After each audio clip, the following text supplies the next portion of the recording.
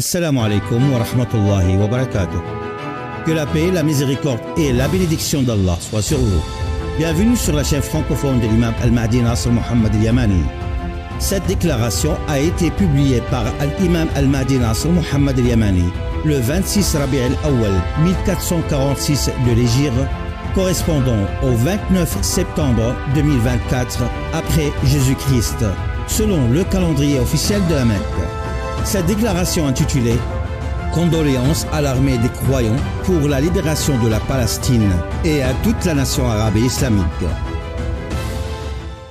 Condoléances à l'armée des croyants pour la libération de la Palestine et à tous les combattants dans le chemin d'Allah qui ont répondu à l'appel à se mobiliser pour défendre les lieux saints d'Allah et protéger la nation arabe et islamique, quelle que soit leur doctrine.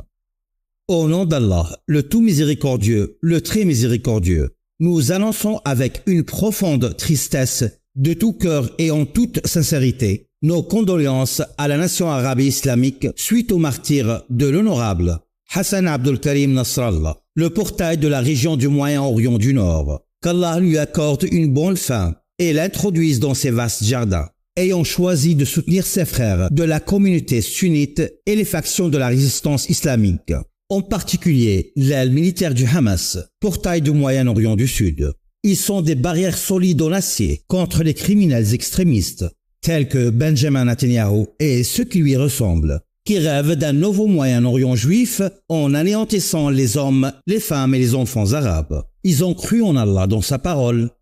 كيف وإن يظهروا عليكم لا يرقبوا فيكم إلا ولا ذمة يرضونكم بأفواههم وتأبى قلوبهم وأكثرهم فاسقون اشتروا بآيات الله ثمنا قليلا فصدوا عن سبيله إنهم ساء ما كانوا يعملون لا يرقبون في مؤمن إلا ولا ذمة وأولئك هم المعتدون صدق الله العظيم. Sourate Le Repentir, versets du 8 à 10. Et comme c'est étonnant, ô communauté des musulmans arabes et non arabes, est-ce que vous ne voulez pas combattre les transgresseurs parmi les juifs qui attaquent votre umma et vos lieux sacrés à l'époque de la corruption maximale des extrémistes des Banu Israël, les Israélites? Et j'atteste pour Allah que celui qui combat avec le groupe islamique de Hamas, qu'il est devenu un collaborateur de miséricordieux et non pas un collaborateur de l'Iran, tant qu'il reste sur cette position. En effet, la guerre n'est pas entre les musulmans pour que vous les appelez les collaborateurs de l'Iran. Et vous êtes les collaborateurs de qui? Vous n'êtes pas des agents de Satan. Alors, comment jugez-vous? Nous savons que les crimes de guerre et d'agression contre Gaza et le Liban brisent le cœur de tous les partisans des doctrines et des partis religieux et politiques musulmans. Et qu'Allah guide l'Iran pour qu'ils prennent la bonne décision afin d'expier ses péchés. Qu'il guide tous les décideurs des nations arabo-musulmanes et non arabes qu'il les guide, ainsi que tous les non-croyants qui ont une compassion humaine et dont les cœurs saignent à cause des crimes de guerre et des crimes d'agression contre Gaza l'honorable et le Liban sur les musulmans et les chrétiens qui sont les plus proches en affection des musulmans. Ainsi, toutes les nations de l'humanité qui ont de la compassion humaine ont convenu que ce qui se passe à Gaza comme crime de guerre consistant à tuer leurs enfants et leurs femmes sont des crimes de guerre historiques dont se sont plaints tous les non-musulmans qui ont de la compassion humaine dans les mondes. Mais pourquoi donc les décideurs arabes et musulmans ne se plaignent-ils pas de ces crimes? Ne craignez-vous donc pas, ô musulmans? Où est la ferveur du nationalisme arabe et de la religion? Le mouvement de résistance islamique et toutes les fractions palestiniennes ont pris la bonne décision de se défendre et de défendre les lieux saints d'Allah.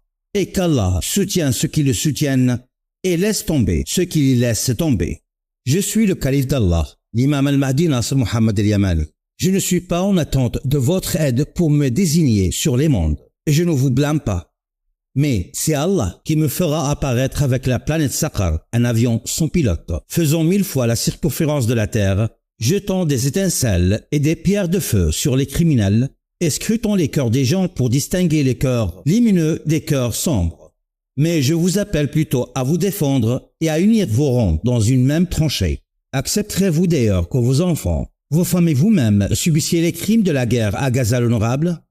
Je jure par Allah le Tout-Puissant que Benjamin Netanyahu, ses cohortes et tous ses mandataires seront vaincus par la permission d'Allah. le Seigneur des mondes, et vous le serez. Et je jure par Allah le Tout-Puissant, qui ressuscite les os quand ils sont en cendres, le Seigneur des cieux et de la terre, et ce qui est entre eux, et le Seigneur du grand trône, que le degré de ma foi en l'approche de la planète Saqar est au même degré de ma foi en Allah, l'unique et tout-puissant. Et la promesse d'Allah est venue. Et la promesse d'Allah est venue par une destinée bien précisée dans le livre écrit. Et le jour de l'apparition est proche. Le jour où les cœurs remonteront jusqu'aux gorges et les cheveux deviendront blancs. Ou bien ne croyez-vous pas à la promesse d'Allah le Très-Haut dans ces paroles? فكيف تتقون إن كفرتم يوما يجعل الولدان شيبا السماء منفطر به كان وعده مفعولا إن هذه تذكرة فمن شاء اتخذ إلى ربه سبيلا صدق الله العظيم. Sourate le Renveloppé, versets 17 à 19. Et combien vous ai-je prévenu et vous ai averti que je ne vous chantais pas de la poésie et que je n'exagérais pas la vérité en prose. Et seuls ceux qui réfléchissent s'en rappellent. Je jure par Allah le Tout-Puissant que la planète Saqar est sur le point de se lever sur l'hémisphère nord depuis l'horizon du pôle sud. Et certes, la glace du pôle nord et du pôle sud a fondu. Et le gène le plus froid du climat antarctique est de plus de 80 degrés Celsius en dessous de zéro. De sorte que le pôle sud a fondu pendant sa saison hivernale, afin que vous n'ayez pas à soutenir que c'est dû à la chaleur du soleil. Et vous savez que le soleil est absent en juillet. Ainsi, il rentre dans une période de gel de la nuit polaire complètement en juillet. Et souvenez-vous de ce qui s'est passé au mois de juillet correspondant au mois de Muharram de cette année 1446 d'après votre date. Ainsi, quelle température pourra faire fondre la glace du pôle sud au cours de son hiver? Ou est-ce que vous ne savez pas combien faut-il augmenter de température pour que la fonte de la glace du pôle sud au cours de son hiver se fasse? Ainsi, vous savez que sa température varie entre 80 et 90 degrés Celsius en dessous de zéro. Et toute personne saine d'esprit se pose la question suivante. Si le soleil est absent du pôle sud en juillet 2024, la chaleur des étoiles la fera-t-elle fondre? Non, le soleil ne peut même pas faire fondre le pôle sud pendant la saison estivale. Au contraire, la chaleur de la planète flamboyante Saqar, comme cela s'est produit en juillet 2023 et 2024, est une manœuvre de Saqar dans les extrémités gelées de la Terre. Mais les pôles fondent sous l'effet de sa chaleur. Ainsi, celui qui ne croit pas en a la fatwa d'Allah le Tout-Puissant, qu'il ne s'en prend qu'à lui-même. Et Allah a fait de l'intellect de l'humain un juge, juste même s'il se cherche des excuses. Ou est-ce que vous ne voulez croire que quand la NASA américaine le croit? Plutôt, toutes les agences spatiales du monde sont incapables de connaître la fonte des pôles et l'augmentation de la température des 4 saisons, jusqu'à ce qu'elle, la NASA, croit au Grand Coran. À ce moment-là, elles connaîtront la vraie raison scientifique, qu'à savoir que la source de la chaleur est la planète Saqar. Et je fais de mon mieux pour Allah et un rappel pour vous ainsi que pour la NASA.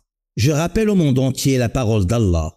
ويقولون متى هذا الوعد إن كنتم صادقين لو يعلم الذين كفروا حين لا يكفون عن وجوههم النار ولا عن ظهورهم ولا هم ينصرون بل تأتيهم بغتة فتبهتهم فلا يستطيعون ردها ولا هم ينظرون ولقد استهزئ برسل من قبلك فحاق بالذين سخروا منهم ما كانوا به يستهزئون قل من يكلأكم بالليل والنهار من الرحمن بل هم عن ذكر ربهم معرضون أم لهم آلهة تمنعهم من دوننا لا يستطيعون نصر أنفسهم ولا هم منا يصحبون بل متعنا هؤلاء وآباءهم حتى طال عليهم العمر أفلا يرون أن نأتي الأرض ننقصها من أطرافها أفهم الغالبون صدق الله العظيم.